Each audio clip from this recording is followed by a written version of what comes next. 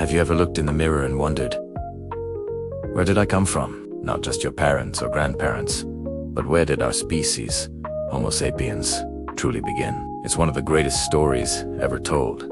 A saga of survival, adaptation, and intelligence that stretches back millions of years. Today, we're going on an epic journey to trace the incredible evolution of humans. So, strap in, because this is the story of us. Our story doesn't start with humans, but with a common ancestor we shared with chimpanzees and bonobos, our closest living relatives. Harun says, 7 million years ago, in the vast landscapes of Africa, our evolutionary paths diverged. A new lineage emerged, the hominins, defined by one revolutionary trait: bipedalism.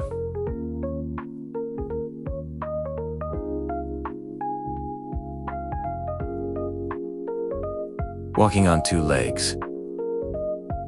This wasn't just a change in posture, it was a game change. It freed up our hands to carry food, tools, and babies. It allowed us to see over tall grasses to spot predators or find resources.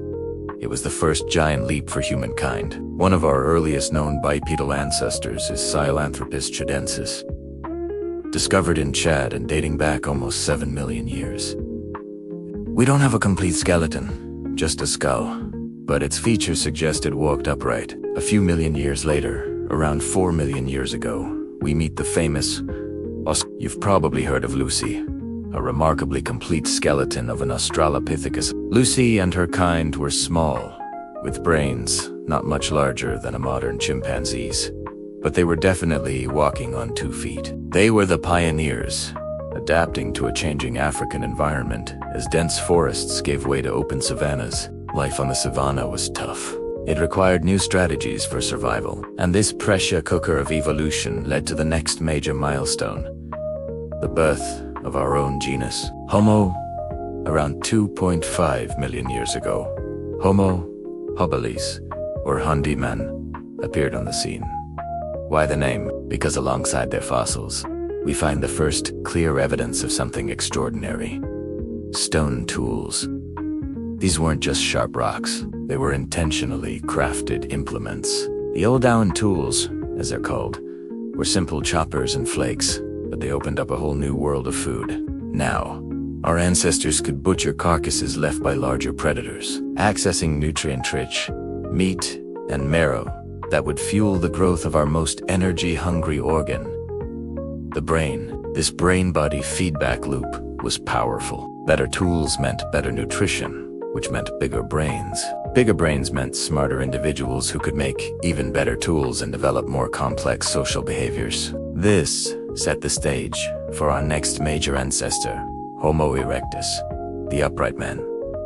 Appearing around 2 million years ago, Homo erectus was a true globetrotter. They were taller, had longer legs built for long-distance running, and possessed brains significantly larger than Homo habilis. They were the first hominins to venture out of Africa, spreading across Asia and Europe.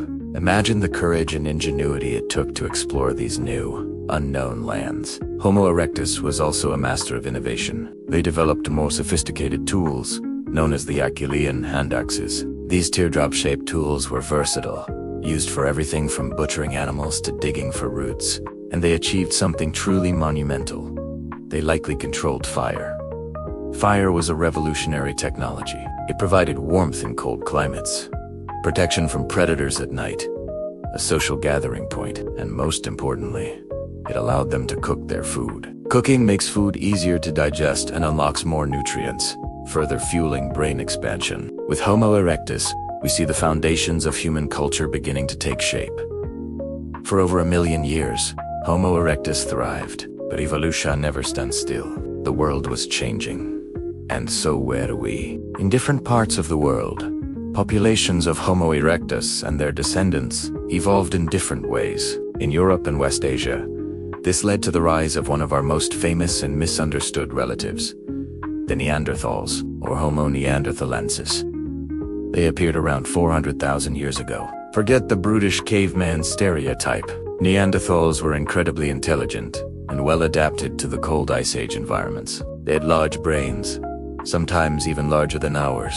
They were skilled hunters, taking down large game like mammoths and woolly rhinos. They created sophisticated tools, cared for their sick and elderly, and there's strong evidence they buried their dead, suggesting a capacity for symbolic thought and ritual. They were not a failed experiment. They were a successful human species that dominated their world for hundreds of thousands of years. Meanwhile, back in Africa, the cradle of humanity, another story was unfolding. The populations that stayed behind continued to evolve. Around 300,000 years ago, in a place we now call Morocco, the earliest known members of our own species appeared. Homo sapiens, wise man. Anatomically, they looked a lot like us. They had a high, rounded skull to house a large, globular brain, a flattered face, and a prominent chin. For a long time, these early Homo sapiens shared the planet with other human species like Neanderthals and the mysterious Denisovans in Asia. The world was a real-life Lord of the Rings, with different types of people coexisting. So what made Homo sapiens so special? What allowed us to not just survive, but to eventually become the only human species left on the planet? The secret seems to lie in our cognitive abilities.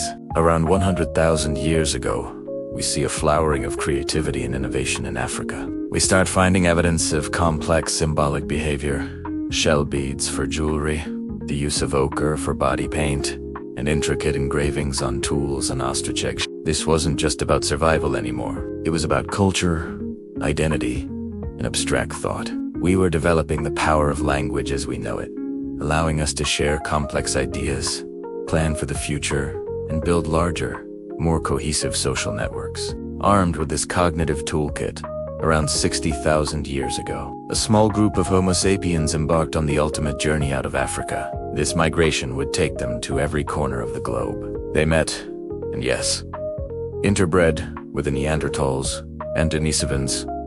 They encountered. That's right, if your ancestry is from outside of Africa, you likely have a small percentage of Neanderthal DNA in your genome. This isn't a sign of being primitive, it's a testament to our shared human history. These encounters gave our ancestors genetic advantages, like new immune system genes to help fight off local diseases. But ultimately, as Homo sapiens spread, the other human species disappeared. Why? It's one of the biggest mysteries in paleontology. It probably wasn't a single event, but a combination of factors. Maybe our superior technology and social organization allowed us to outcompete them for resources.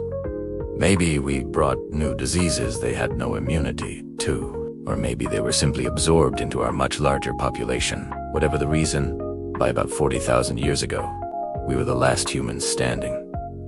From there, our story accelerates. We painted stunning masterpieces on cave walls in France and Spain. We crossed the land bridge to Australia and sailed across the open ocean to populate the Pacific Islands. We trekked across the frozen Bering Strait into the Americas. Then, around 12,000 years ago, we made another revolutionary leap, the invention of agriculture. This changed everything. For the first time, we could settle in one place, create villages, towns, and eventually, sprawling cities. It led to writing, mathematics, empires, and the complex world we live in today. From a small bipedal ape seeking shelter in the African savanna, to a species that has walked on the moon and now peers into the vastness of the cosmos. Our journey has been nothing short of extraordinary. It's a story written in our bones, in the tools our ancestors left behind, and in the very DNA that makes up who we are. It's a story of resilience, of innovation, and of the unyielding human spirit to explore, to understand, and to connect. The next time you look in the mirror, remember the millions of years and countless ancestors who made your existence possible. You are the current chapter in the greatest story ever told. Thanks so much for joining me on this incredible journey through time. If you found this as fascinating as I do, please hit that like button, subscribe for more deep dives into the story of our world, and share your thoughts in the comments below. What part of our evolution amazes you the most? I'd love to hear from you. Until next time, stay curious.